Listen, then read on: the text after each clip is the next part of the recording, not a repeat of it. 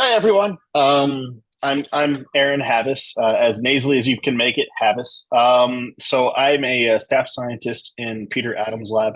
I've been at the SVP for 7 years now, and I started off as a postdoc, and I've continued on. I love it here, so I haven't left yet. But so I'm going to talk to you about my the work of the PTAG, or the Postdoctoral Training Advisory Group. Yay, Nisha, you got it up. That's awesome. Okay, so the PTAG group, it's a very useful group. It's collaborative with Otis, which is really the workhorse for moving these things forward and training everybody.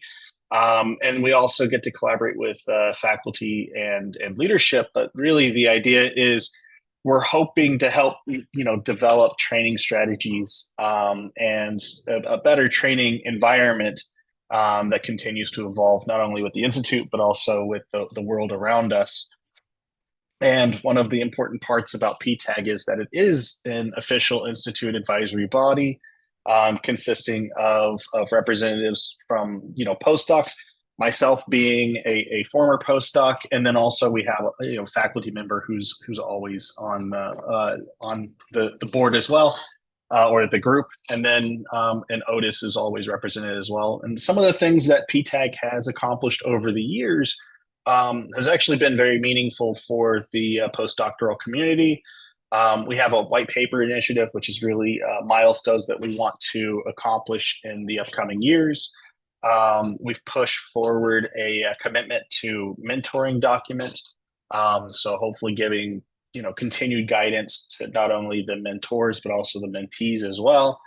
There's an institute-wide seminar series, which is in conjunction with faculty seminars. So the first half is taken up by, I believe, a postdoc, and the second half is taken up by a faculty member. But this way, now we have faculty actually showing up to the postdoc talks, which is great. So we get a lot of interactions and a lot of collaborations out of that.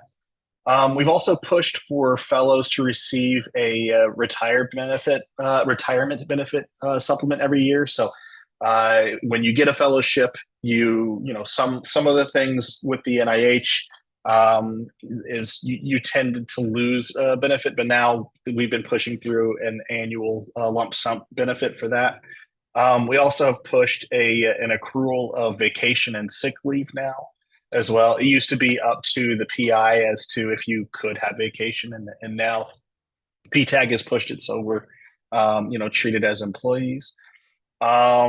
And then we also have a salary increase that's dependent on your years of experience. So that way every year you get to be moved to the next level. And we're always trying to push for better benefits for postdoctoral fellows as well. Can you progress to the next slide, please? And one of the things that one of the initiatives we have is Mentor of the Year. Here we're showing a wonderful picture with one of the best mentors at the Institute, Alessandra Sacco, who she won the second annual one. I had the honor of presenting that award to Dr. Sacco. And this is a way of us showing our appreciation for the focused mentoring that the faculty do. So this is the second one. The first annual one, we got my PI actually got it, Dr. Peter Adams, and we're excited to do a third annual one coming up as well. And then the next slide, please. So with that, there's a QR code in the corner here if you want to learn more about PTAG. This is a picture of the members of PTAG. So there's 9 of us. We meet every month.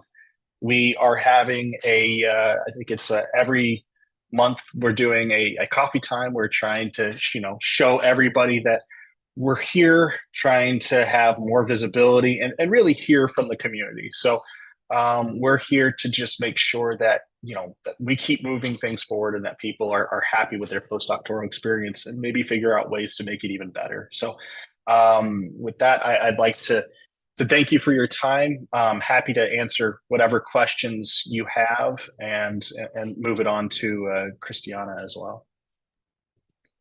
And I'll advance to Christiana's and then we'll take questions at the end. Okay, so hello everyone. I'm really happy to be here and talk to you about SBPSN. So first of all, I'm Cristiana. I've been here at SBP for like 5 years now, and I'm part of the PTAG with Aaron, but I'm also one of the chairs of SBP Science Network. So currently we are a group of postdocs and graduate students, but we really welcome everyone. And what we want to do is try to develop the network and develop all a range of skills, from organizational skills, leadership skills, like away from the bench, but this range of soft skills that really are equally important. We are a group on a voluntary basis, so everyone is welcome to join, and it's really up to the person how much they want to get involved. They can take a lead of the organization of an event or just help out. So it's really in the capacity you want to participate, and we welcome always every new idea and we try to execute them. So if you wanna to go to the next slide. Yes, so to go into the details of what we do, we organize scientific events. We are in collaboration with Otis, which are really the driving force of these. Just to give you some example, we help organize the annual Biomedical Research Symposium at SBP. It's a one-day symposium where postdocs and grad students really share the research they're doing. So it's a great way to be updated on what's going on in the institute. We organized last fall, and we are organizing it again this fall, a career day. We really want to our postdoc and grad students to know how diverse the science field is and how many career paths there can be. So we invited over at SBP people from medical affairs, clinical trials, scientists from research and development department of different companies. So postdocs and grad students had a great opportunity to develop their network. Like personally, I connected with so many people. So really, it's a way to open different doors for our postdocs, and I think it's a great opportunity. We also foster social events. So we have holiday party, Halloween party within the institute. Really, sometimes we are in our little bubble in our lab, so it's nice to have a chance to meet with people in the institute. But we also have a bigger events where we include all the Torrey Pines Mesa Institutes. So Scripps, LGI, Salk, and UCSD. So postdocs and grad students from all these institutes meet together, and it's a really great opportunity and to network, because the community, postdoc and grad student community in San Diego, it's really fervent. So it's a great opportunity. Last one, we had 180 people showing up, so it was really a great event. And we are really involved in providing supports to our postdocs and grad students' scientific and personal growth.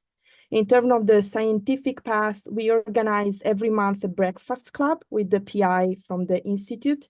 So we invite one PI to breakfast, and really postdoc and grad students are encouraged to ask them questions about their journey. So we really have an exchange, and it's really great for our postdocs. And we also collaborate with the DIB committee, and I believe Lauren is after me. So we collaborate in the organization of the celebration of the Pride Month and Juneteenth. So we really want to postdoc and grad student to feel included in SBP, and we really promote an inclusive environment. So we can go to the next slide. So just wanted to highlight, I already talked about the annual Biomedical Research Symposium, which will be held September 19 this year. And our keynote speaker is Dr. Hinton, which is a great scientist, an even better person. He's a big advocate of the diversity and equity in STEM. So I think it will be very interesting to have him here and talk to him. So thank you for your attention. And if you have any question, I'm happy to answer.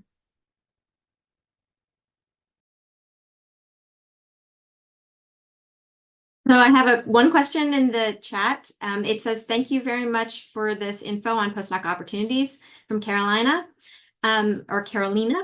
Sounds like an amazing community to be a part of. She asks, what is a struggle that you see in common among postdocs while working at Sanford Burnham Prebys?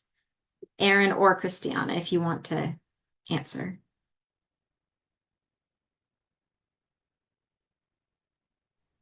Go ahead, That's, Chris. I mean, that's a very broad question, right? What struggle do we see? I mean, obviously, development and interaction is something that people do struggle with.